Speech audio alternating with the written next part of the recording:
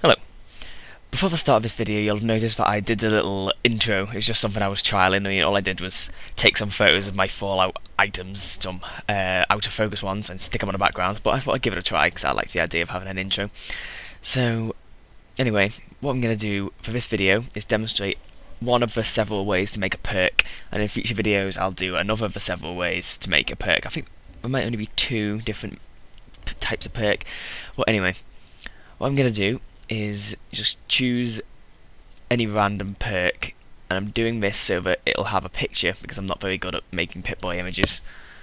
So we'll just give it an ID. Let's call it my perk and get rid of everything related to the perk and hit OK. So yes, create a new form. And now I'm just going to search my perk. So the type of perk I'm going to make is an ability type perk. So this, I'm just going to give it a name, which is what will appear when you come to choose it. And now a description. So I'm going to say this perk gives you more poison resistance. Hopefully spelled right.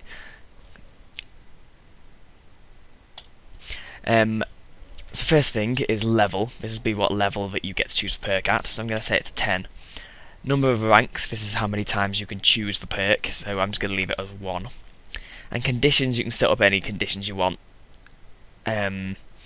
So for example, you might want to make it so that to get this perk you already have a perk, or you need to have certain skill requirements, like I'll make get actor value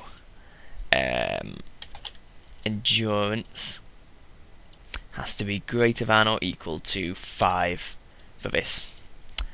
So I'm just going to hit OK for now, and then I'm going to find the right section.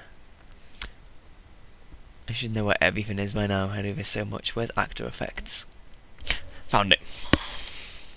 So hit actor effects. So we're going to make a new actor effect and give it an ID. My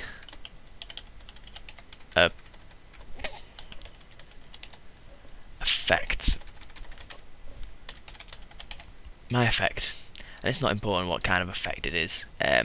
Actor effect, new name, effect, and we wanted to do poison resistance. Maybe that isn't what it's called. So something I should have done is change that so it said ability, and now we're going to right click new and go increase poison resistance. Make sure that's set to self by a magnitude of, so let's give him an extra 10 poison resistance, you know.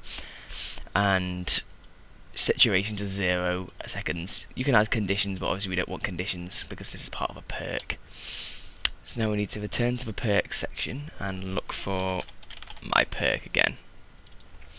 Now we're going to go to perk entries down here at the bottom, and we'll right click new, and we want to check ability. And now we're going to search for the ability that we made before, my effect. There it is. And hit OK. So that will then give you the ability my effect. And my effect was to increase the poison resistance. So this perk gives you more poison resistance.